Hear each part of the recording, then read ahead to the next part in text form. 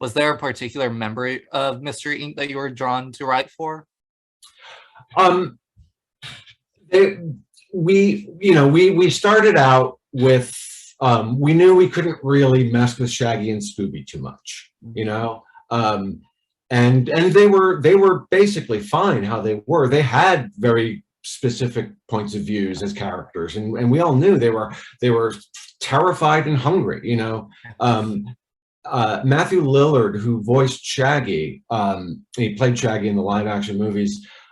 Very early on, I was sort of bemoaning to him this line I had written for Shaggy. I think it was in the pilot even, that they said, "Ah, it's too smart for Shaggy," and I said, "No, you know, our Shaggy isn't stupid. You know, he's terrified. But I wanted to sort of Groucho Marx him up a little bit, make him a little sharper and wittier and funnier than he had been." And this one particular line, you know, Matthew was like, "Yeah, it's good, but I get their fear, because to him, Shaggy and Scooby are the way that littler kids enter the show. You know, they can relate to being hungry, being afraid, sort of the id aspect of Shaggy and Scooby." And so we didn't want to mess with them too much. And so we started with Fred as the cornerstone character. He's going to be the leader. And, you know, I mentioned Gene Wilder earlier. Young Frankenstein was really one of the models for our Fred. That this character in Young Frankenstein that Gene Wilder played, he was a descendant of the original Dr. Frankenstein, who created the original Frankenstein monster. And he can't live down his name. He calls himself Frankenstein. He wants to be taken seriously. He wants to, you know,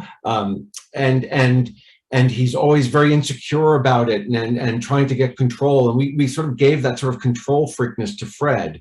And I was sort of picturing that Gene Wilder, you know, when I was writing the dialogue, I was even picturing it. And then through the alchemy of animation and Frank Welker doing the voice, what came out was our unique Fred, you know. And then we sort of moved over to Daphne and like, all right, well, if he's a control freak, what's going to really annoy him? How can we get the comedy going? And we're like, well, let's get someone who's a little out of control, you know, and you know, and with Daphne, we just wanted to get away from the pretty one idea, you know, any sort of superficial sort of female-y trope stuff where you could describe our Daphne's personality, and gender simply isn't an issue. It doesn't matter. You wouldn't know from the description whether it's a man or a woman. And I love that about our Daphne. I felt that she, you know, if she was attractive or what, you know, it just wasn't something she traded on or used or was aware or cared about. We had a couple times where a character might compliment her, and she always sort of like, you know, in the murder mystery episode, Bradford or Bradwick, I think, he says, "Oh, Daphne, you look stunning," and she goes, "Ah, that's me, set for stunning." You know, she just sort of deflects it, and I really love that. And so to answer your question, finally, Daphne was at first the one that we were really excited about.